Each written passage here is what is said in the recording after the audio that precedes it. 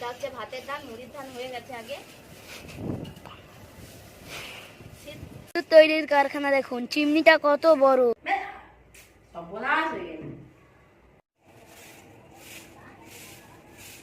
বেলাটা অনেক বাড়ছে না পাপিয়া? হ্যাঁ, শীতকালে এখন 4:30 বেজে গেছে, শীতকালে হলে সন্ধ্যা হয়ে যেত। কোথায় যাচ্ছিস? আর এখন মানে গরম, অনেক গরম পড়ে গেছে না। কটা বাজে এখন? 4:30 বেজে গেছে। আর এখন হচ্ছে অনেকটা বেলা বাড়ছে, তারপর হচ্ছে রৌদ্র এখনো প্রচুর। এখানে গাছপালা আছে বলে রৌদ্রটা বোঝা যায়নি, ওদিকে এখনো খুব রৌদ্র। যাই হোক, নমস্কার বন্ধুরা, তোমরা আশা করি তোমরা সবাই ভালো আছো, আমিও ভালো আছি। মাই ড্রিম ব্লগে তোমাদের সকলকে স্বাগত।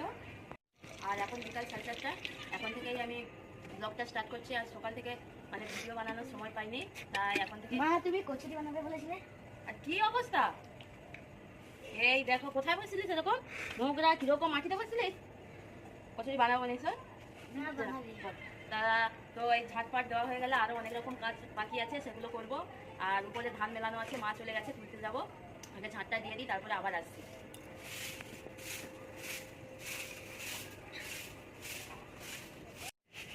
এই দেখো বন্ধুরা, ছাদে চলে এসেছি।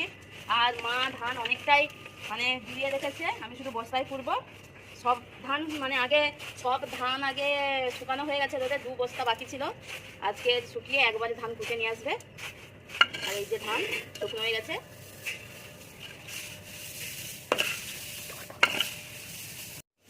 এরকম লম্বা করে বস্তায় তৈরি করতে কষ্ট হবে, খাইগুলো খাই রাখছি।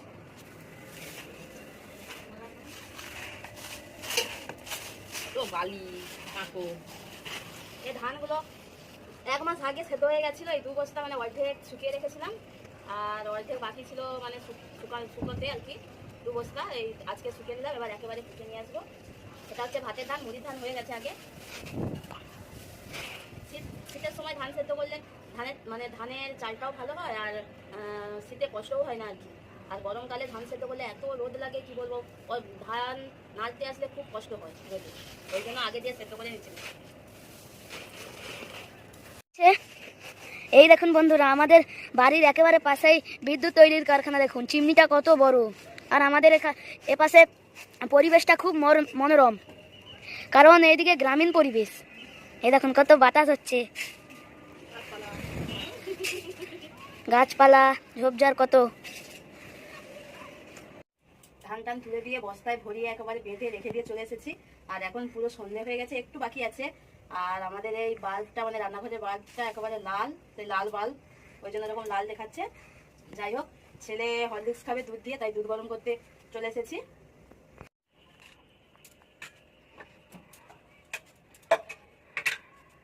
তো জামাইবাবু কি চা খাবে বলছিল? হ্যাঁ, না দুধ খাবে? চা খাবে বলছিল। অনেকটা দুধই দিয়ে, তাহলে দুধ দিয়ে দাও।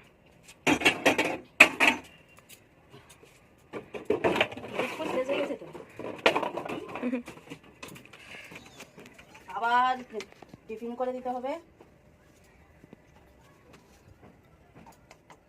সান, তোমার হয়ে গেছে খাবার, তুমি নিয়ে চলে যাও। ওর সব সময় দুষ্টামি, সব সময় দুষ্টামি। জামা পরে নি কেন?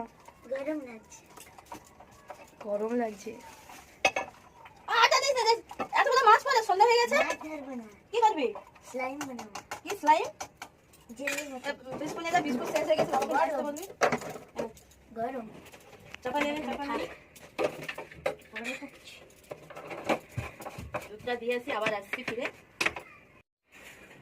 তো এখন বন্ধুরা পুরোপুরি সন্ধ্যা হয়ে গেছে, আর সকলে একটু মানে টিফিন খাবে বলছে, ওই জন্য একটু মশলা মুড়ি বানাবো। এই যে শসা, টমেটো আর এই যে পেঁয়াজ নিয়ে নিয়েছি।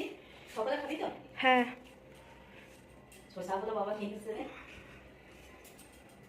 শসা টমেটো সব কুচিয়ে নেবো। আর ওখানে চানাচুর আছে, চাট করে মুড়ি মিশাবে টিফিন। টিফিন খাবে মুড়ি। ছেলে তো বিকালে বলেছিল যে কড়াইশুটির কচুরি খাবে, কিন্তু ধান তুলতে গেছিলাম, তো সময় লাগে না অনেকটা। আবার রাত্রে রান্না বান্না হবে, ডিউটিতে যাবে, নাইট ডিউটিতে, ওই জন্য অনেকটা সময় লাগবে বলে করা হয়নি। সে তো বলেই যাচ্ছে অন্যদিন আরেকদিন করে দেবো। আর এখন মুড়িটাই খায়। কাল করে দিবে কোনটাকে? হ্যাঁ, কালকে করে দেবে। হ্যাঁ কালকে করে দেবো, আর করলে তোমাদের সাথে অবশ্যই শেয়ার করবো। শসাটা কিন্তু কি নরম নেই, দানা হয়নি। আর এখন তাটের শসা না একটু তেতো লাগে। আমি যে আগে শসাটা খেয়েছি, বাবা এসছে মনে হয়। হ্যাঁ বাবা এসছে, আমাকে ডাক্তার কাছে নিয়ে যাবে। বেরে বাড়ি কর, বাড়ি কর। হ্যাঁ বাড়ি যাচ্ছি। শান, এসো মুড়িটা দিয়ে দেবে, এসো। যাই। আর আমার ভাইয়ের বউ ডাক্তারের কাছে চলে গেছে, তার পায়ে পেরেক ফুটে গেছিল, ট্রিটমেন্ট নিতে হবে, ওই জন্য নিয়ে গেছে, বাবা আসতে হবে না। আয় মুড়ি দিবি, আয়। হ্যাঁ যাই। তুই খাবি তো? হ্যাঁ। একটু তেল দিয়ে দাও। একটু আগে তেল দাও, তেল দাও দেখি। ঠিক আছে। তুই দিতে পারবি?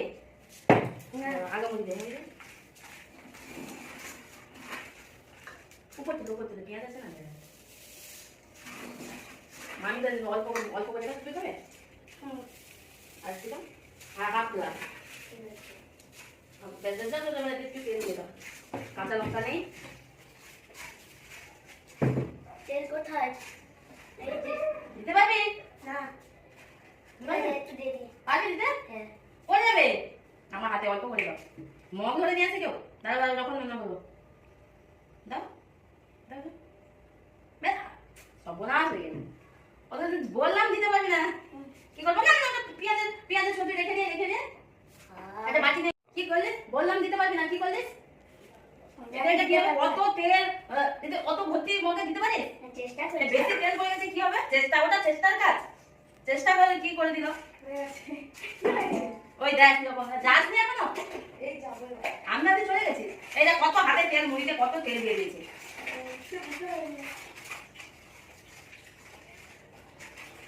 বুঝতে পারি, ওকে বললাম যে দিস না।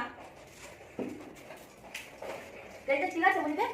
হ্যাঁ, তবু অনেকটা কম আছে মুড়িতে। পুরো পড়ে গেলে হাতে ধরে নিয়েছিলাম বলে, না হলে তো মুড়িটা খাওয়াই যেত না তেলের ঝাঁঝে। তো বন্ধুরা, মুড়িগুলো খেয়ে নিক, আবার ফিরে আসছি। ওদের মুড়িগুলো ভাগ করে দিই।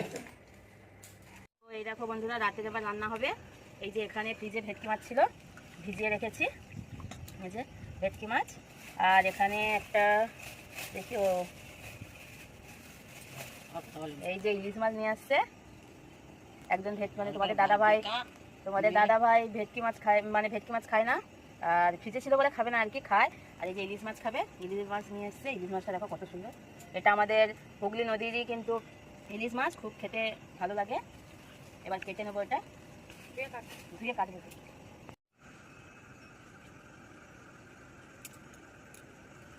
চার পিস? হ্যাঁ, হাই ধুতে হবে তো, ধুয়ে কাটতে হবে তো। আচ্ছা ধুয়ে নি। আর এই দেখো বন্ধুরা, কত বড় গাছের বেগুন তুলে নিয়ে এসছে বাবা, বেগুন আলুতে ঝোল হবে। মাছটা আমরা ধুয়েই কাটি।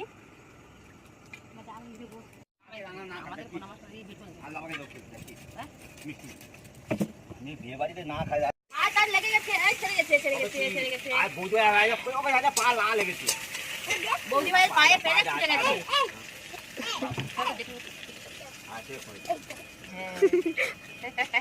পায়ে পেরে ফুটে গেছে। হ্যাঁ, তোরও ফুটে যাবে, তোরও ফুটে যাবে। আর তোমাকে চিকেন দিয়েছিলাম, খেয়েছিল?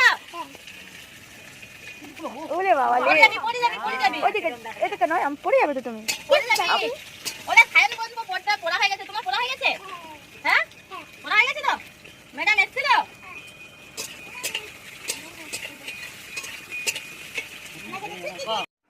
তো রাত্রির খাওয়া দাওয়া শেষ হয়ে গেছে, আর এখন ঘুমোতে চলে এসেছি। এই যে ছেলে ঘুমিয়ে পড়েছে, এবার আমি ঘুমাবো। তো আবার আগামীকাল একটা নতুন ভিডিও নিয়ে চলে আসবো। চলো টাটা।